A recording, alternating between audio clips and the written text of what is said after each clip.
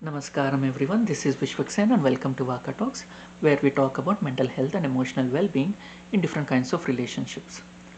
We are talking about the story of Nala and Damayanti.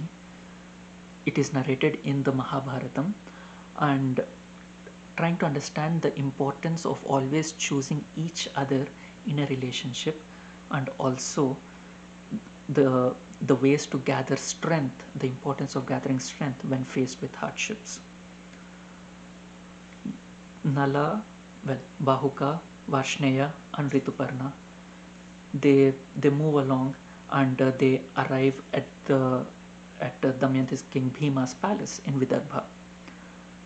Over there, King Rituparna, he notices that there's no arrangements at all. Well, they have arranged for his accommodation, but there is no festivities, there is no garlands, there is no uh, uh, decorations, decor, anything special other than a regular palace. So he's confused.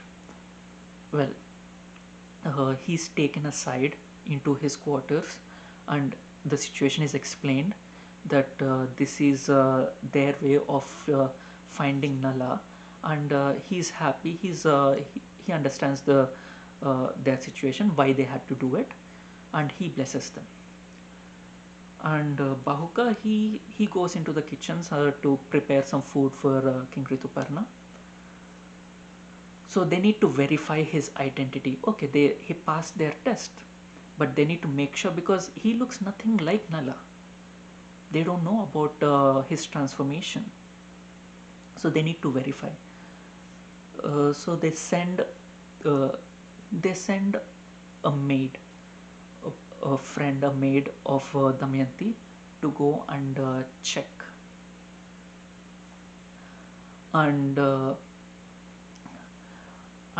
they ask her not to intervene in what he's saying, just observe him and come back and report to them. And when that maid comes to the kitchen, she's observing Nala, and she she goes back and reports there is something weird about the way he's cooking. Well, nothing, everything else is fine, but when he needs some water, he just hovers his hand above the vessel and the vessel fills with water. When he wants to light a fire, he just hovers his hand over the wood, and then it starts the fire starts by itself. So this is something peculiar. And then Damayanti eh, is uh, is certain that it is Nala because Nala had this boon from Varuna and Agni that fire and water will be at his command. So they verify that it is him, and then they send a word for him, and he's summoned. He comes, and Damayanti, she confronts him. There is no two ways about it. She asks him why he left her. He tries to circumvent the, like, saying he doesn't know what she's talking about, uh, and then he says, and then she says, like, I know you are Nala. Don't try to escape. Why did you leave me? Why did you abandon me? Nala narrates the whole story about Kali, what he learns, and also he says he really wanted her to go back to her parents' place, and he really hoped that she would at least get some comforts uh, that he cannot provide her. And then he asks Damayanti about her agreeing to a second Swayamvaram as well, because he also felt abandoned by that invitation. And Damayanti says, "Look around. Is there anyone else around? It's just you guys. This is not a Swayamvaram. This is just a way for me to bring you here. And you think I can be happy without you? You think I can enjoy these comforts without you? And then uh, he learns about how she has been spending her time, and then he sees her properly. It's like she's wearing the same piece of cloth, and he's also wearing the same piece of cloth, the last piece that of each other that they before they got separated, because before he abandoned her. She's wearing the same piece of cloth, and she has been sleeping on the ground. She has been eating just for sustenance. She is not eating any comfort foods, any lavish and uh, rich foods. She has been eating just enough for sustenance, very basic meals, and she has been sleeping on the floor. She cannot enjoy the luxuries that Nala is not. Nala cannot as well. We we behave like this quite often when people we love. I have heard uh, people behaving in such a way. There was I remember very clearly a colleague of mine.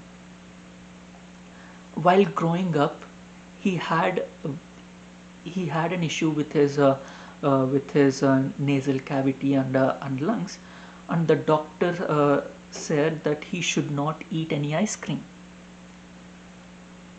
And his mother also said that I'm not going to eat any ice cream as long as he's not allowed. She's not affected, but she chose not to, because she cannot enjoy something that has been denied to her child. The same way, when we are not with someone we love, so we love someone dearly, and they are uh, they are stationed somewhere, they are in a very remote area where they do not have access to a lot of comforts. We cannot bring ourselves to experience those comforts as well. We we don't feel like eating much. We don't feel like it. Even the most luxurious of beds and mattresses feel feel uncomfortable at that point of time.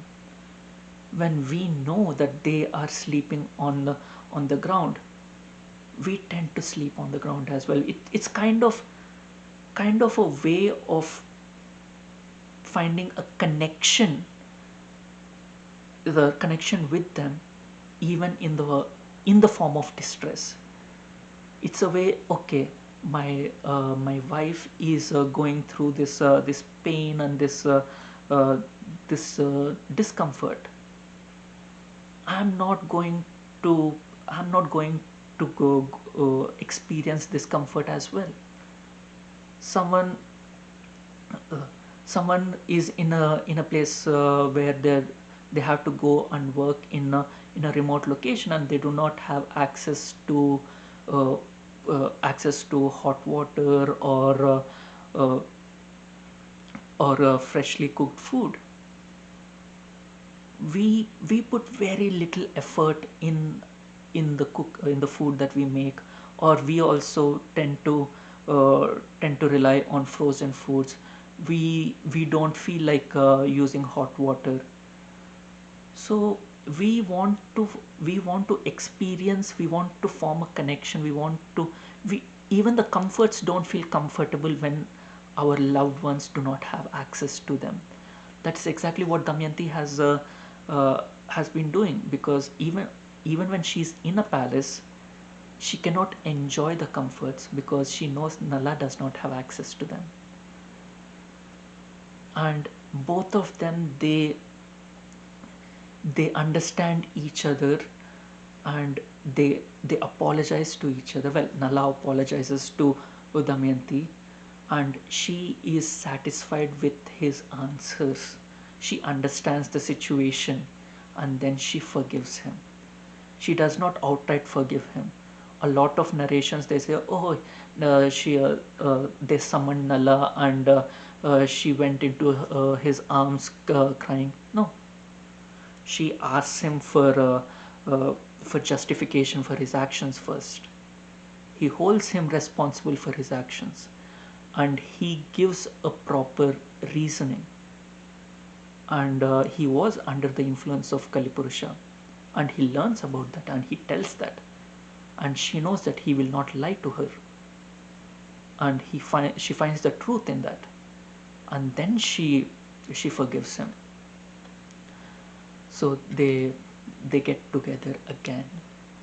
If you like my content, please hit the like button, and please share your experiences in the comment section below, and please share my videos with people you feel would benefit from my content, and please subscribe to my channel. Thank you. Until we meet again.